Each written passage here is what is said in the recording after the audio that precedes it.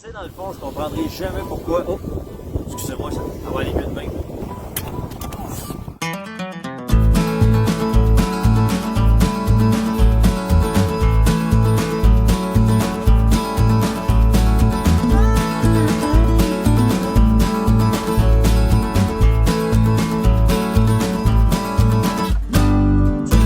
Jamais pour quelle raison est-ce qu'en mars passé, quand la pandémie était à son paroxysme, Radio Arruda arrêtait pas de nous bombarder d'informations comme quoi le masque était complètement inutile, comme quoi il y avait un protocole pour le mettre et un protocole pour l'enlever. Il vous a dit aussi qu'au niveau juridique, le port du masque serait fortement contestable. On ne peut pas la rendre obligatoire compte tenu de son niveau d'efficacité. En termes juridiques, ce serait excessivement contestable. Là, on est rendu à la fin août, puis comme je l'avais prédit dans une de mes capsules il y a à peu près 3 mois, le port du masque est rendu obligatoire. Après cette forte contradiction, le Dr Arruda, qui, je vous le rappelle, n'a jamais été élu, n'a pas hésité une seule seconde à mettre l'économie du Québec à terre, créant ainsi faillite, dépression, décès dans les CHSLD par manque de personnel pour s'occuper de nos petits vieux, des suicides, et allez donc savoir quel effet pervers le confinement aura dans le futur. Pendant ce temps-là, notre cher ami Justin Trudeau a doublé la dette du Canada en seulement 3 mois. En passant, cette dette-là était déjà impossible à rembourser. Je m'égare. Mais ne vous inquiétez pas, parce que le gouvernement libéral tient pour compte que vos enfants, vos petits-enfants et probablement vos petits-petits-enfants vont éponger cette dette tout au long de leur vie. Si vous le permettez, on va regarder ensemble un petit graphique qui prouve que la pandémie est bel et bien terminée, les amis. Mais le Dr Arruda a encore réitéré cette semaine que la pandémie connaîtra une deuxième vague bientôt. I will be very a bad boy. Je ne sais pas récemment si vous avez vu une de vidéos que j'ai postée concernant une réponse que j'ai donnée à mon ancien ami Denis Talbot. Ben, il y a du développement. Ça donne que mon ami Denis, il m'a bloqué de Facebook. Il était pas d'accord avec mes propos. Il a le droit. Tout le monde a le droit d'être ami avec qui il veut, ou de défaire des liens avec les gens qu'on apprécie plus ou moins. J'ai des gens dans ma liste qui ont tout simplement décidé de couper les liens. Vous aussi, j'en suis convaincu. Celles et ceux qui sont tristes parce qu'ils ont été bloqués des réseaux sociaux, comme l'a si gentiment demandé notre ami Mario Dumont. Si c'est votre frère, votre beau-frère, quitte à couper les liens dans la famille, barrez-le sur Twitter, barrez-le sur Facebook, ou soyez gentil et avertissez-le de dire, regarde, consulte, fais-toi soigner. Ben, rappelez-vous que si votre amitié ou le lien qui vous unissait à cette personne-là ne vaut pas un masque, au fond, là, vous perdez pas grand-chose, les amis. Je m'égare. Vous êtes calme. Au dernier rassemblement contre le port du masque à Québec, j'ai fait des belles rencontres. J'ai même pris une petite photo avec Alexis Cossette-Trudel, avec qui je me suis permis de faire une petite imitation. Ce sont tous des salopards, voilà. Je m'égare. J'ai même vu Dave Tregg, Stéphane Blais. Donc aujourd'hui, formellement, nous poursuivons le gouvernement du Québec pour non-respect de nos droits constitutionnels. J'avais même cédulé une entrevue avec Amélie Paul, mais malheureusement, à cause des conditions météorologiques, j'ai dû abdiquer. À quoi ça sert les tests du COVID quand je suis testé négatif puis pogner le virus juste en sortant de la clinique? Mais ce n'est que partie remise. Voulez-vous avoir mon avis sur le port du masque? Toutes les belles mesures qui ont été prises pour vous protéger et protéger vos proches, c'est tout de la fucking bullshit. Depuis quand le gouvernement se soucie de votre santé? C'est nouveau, ça? Un peu, oui. S'il se souciait vraiment de votre santé, il laisserait probablement pas passer tous les produits Monsanto, puis il commercialiserait probablement pas des produits qui ont été élevés avec des produits chimiques. Je dirais rien, là. Le sucre blanc qu'on consomme à outrance au quotidien est considéré encore plus addictif que la cocaïne. Tabarnak, je savais pas ça, Gilles? Ben oui. Théorie du complot débile à ce point. Pis ça, ben ça amène des troubles de concentration, des problèmes de mémoire, un petit peu comme moi, pis des troubles d'attention, un petit peu comme moi. Mais attention, votre gouvernement veut vraiment votre bien. La vérité, c'est que quand il est question de gros sous, le gouvernement se calisse bien de votre santé. Comme quand des études prouvaient que fumer la cigarette, c'était bon pour votre santé. Aucun risque de cancer. Ben non. Juste en 2019, il y a 28 600 personnes qui ont reçu un diagnostic de cancer du poumon. Mais il faut croire le gouvernement. Et là, on est en train de changer les habitudes de la population pour longtemps. Il est important de garder la foi. Tu sais, récemment, ils nous ont installé bien plein de belles tours 5G. C'est beau, la technologie. On aime ça quand c'est nouveau. Mais sachez qu'ils n'ont même pas pris le temps de compléter les études à savoir si ça rendait les gens malades ou si ça fuckait quelque chose dans le système de guidage des animaux. Mais selon certaines célébrités que l'on nommera pas, pour éviter les problèmes, les hosties de problèmes. Tout cela doit faire partie également de la théorie du complot. Ouais, oui, t'es complotiste, moi c'est connu. Toujours été complotiste. Moi j'aime ça, c'est ça compléter. Je ferais juste ça compléter 24 heures sur 24. Moi, c'est que j'aime ça les complots. Je m'égare. Pour la 5G, le mot d'ordre c'est...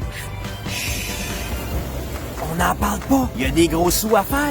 Donc on installe des tours un petit peu partout. S'il y en a une couple de milliers qui leur poussent un œil dans le front, ben on demande aux médias de ne pas en parler, parce que si les médias n'en parlent pas, c'est que ça n'existe pas. Et si Radio-Canada et TVA vous mentionnent qu'on était seulement quelques centaines au rassemblement à Québec et à Montréal contre le port du masque, c'est seulement pour que mon oncle Albert et ma tante Gertrude pensent qu'il y a seulement quelques personnes au Québec qui sont contre le port du masque. Celles et ceux qui vous disent que vous êtes des imbéciles, des covidios, parce que vous pensez que le masque n'a rien à voir avec des mesures sanitaires, mais tout à voir avec la politique. Jouez pas leur jeu. S'il vous plaît, entrez pas dans ce game-là. Soyez en paix. Si des gens vous bloquent de Facebook, si vos amis vous traitent de moron à cause d'un masque, pensez-y, un fucking masque, là, ben ça valait pas cher votre amitié. Soyez zen.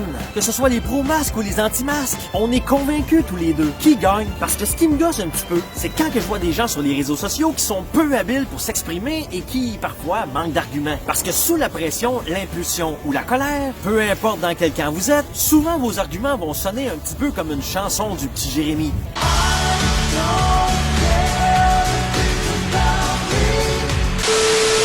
Troisième point, ne mélangez pas tout. S'il vous plaît, focussez sur la cause. C'est-à-dire le port du masque et la corruption gouvernementale et la nouvelle norme sociale d'assouvissement qu'ils veulent nous imposer. Je pense qu'on va tous mourir, puis c'est la fin du monde, puis c'est l'Armageddon. Cette semaine, j'ai reçu presque une centaine de messages sur Facebook. J'ai lu absolument tout le monde, mais je suis désolé, je ne peux pas répondre à tout le monde. Parmi ces messages-là, j'ai reçu des histoires de pyramides volantes extraterrestres, des histoires de tours 5G qui se poussent du coronavirus dans l'air, des histoires de reptiliens et de terre plate. Écoutez, je comprends, il y a beaucoup de choses qui se passent en ce moment et c'est fascinant.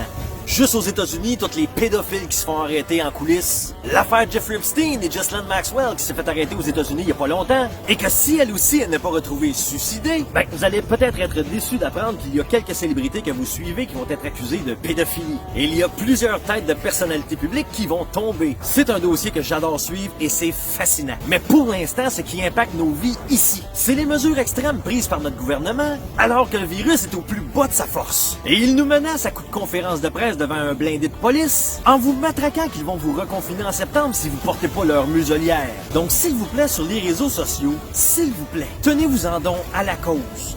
Laissez de côté les reptiliens. Laissez de côté la Terre plate.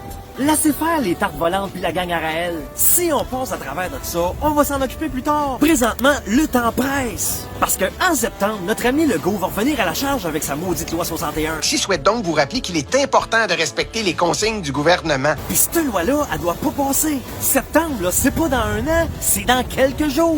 Pour y arriver, notre ami Legault va faire croire à 50% de la population qu'on a besoin d'une muselière pour nous protéger d'un virus que personne n'a afin de jeter l'économie par-dessus bord. Et l'autre 50% y croit dur comme fer. Mets ton masque, puis ferme ta gueule! Ils ont même réussi à faire croire à l'autre 50% que porter la muselière, c'est respecter ton prochain. Ferme-la, s'il te plaît, ferme-la! Parce que si tu portes pas la muselière, tu es un irrespectueux. Mets ton masque! Les conférences de presse de Legault et Arruda à chaque jour, là, c'était pas pour vous informer, c'était bien pour vous former. Juste ferme-la! Ils vous ont rentré dans la tête qu'à chaque mois dans nos CHSLD, il y a 1000 personnes qui meurent. En temps ordinaire, il y a environ 1000 personnes par mois qui meurent dans les CHSLD. Bon, c'est sûr que c'était quand même très malhabile parce que notre ami Arruda nous a dit que ces 1000 personnes-là seraient mortes de toute façon. Dans le fond, il faut comprendre que des décès actuels qu'on comptabilise associés au COVID-19 seraient survenus malgré la situation. Je pense qu'on va tous mourir, puis c'est la fin du monde, puis c'est l'Armageddon! Et ils ont même réussi à faire croire au monde qui regarde Radio-Canada et TVA que ces gens sont morts du COVID et non avec le COVID. Même qu'il y en a là-dedans qui sont morts puis qui ont jamais eu le COVID. Si Pépère Ouellette, au 3e étage, il y avait le COVID-19, puis qu'au 1er étage, ma mère Bouchard est morte d'une crise de cœur, ben à cause du lien épidémiologique, ma mère Bouchard est morte du COVID. Dès que le COVID-19 peut être une cause, on le met comme étant la cause du décès, alors qu'ailleurs, ça se fait pas. C'est une pandémie, puis c'est super dangereux! Sérieusement, le gouvernement du Québec, c'est des magiciens. Ils ont réussi à brainwasher 50% de la population du Québec. Mais avec toutes ces contradictions, j'en vois à chaque jour qui se réveille de la lobotomie radio-canadienne. Pour certains complotistes, la pandémie serait finalement un prétexte pour instaurer un nouvel ordre mondial. Et quand Mario Dumont vous demande de vous désabonner des gens qui génèrent ce genre de messages, C'est d'un absurde total. ce n'est pas parce qu'ils se soucient de votre santé, les amis. Il n'y en a rien à calisser de votre santé. C'est parce que pendant que vous regardez mes vidéos ou les vidéos d'Alexis Cossette-Trudel ou les vidéos d'André Pitt, ou Ken Pereira, ou Daniel Pilon, ou Amélie Paul, ou Jean-Jacques Crèvecoeur, ben vous regardez pas TVA. Et quand TVA voit leur code d'écoute baisser à vue d'œil, ça remet subitement la pertinence de leur existence en cause. Et subitement, les gens sont libres de réfléchir par eux-mêmes. Il y a 1% de la population qui a cru ce patente-là. Au lieu de se faire servir du prémangé par les médias traditionnels, financés avec vos taxes. Ce sont de vrais journalistes qui font la chasse aux fausses nouvelles. Pensez-y! Tu prends ton masque, tu le mets, puis c'est tout. Les gens qui font des dons à ma chaîne, c'est parce qu'ils le veulent bien. Je tords un bras à personne pour le faire. S'ils nous font des dons, c'est qu'ils aiment notre message. Parce qu'ils savent qu'on n'est pas subventionné à coups de millions. Mais Radio-Canada, c'est qui les paye? C'est toi et moi. Ça va aller plus vite si tu fermes ta gueule. En passant, les gens qui pensaient que c'est pénible de porter un masque pendant 2 minutes le temps que tu vas tanker ton char. Je le sais, c'est de la merde porter ça, je suis conscient.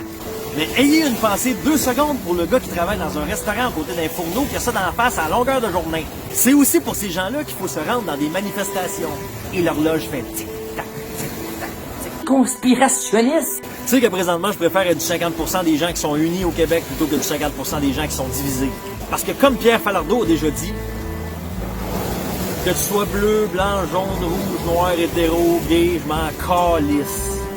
Si tu mènes le même combat que moi, t'es mon frère. Le monde est pas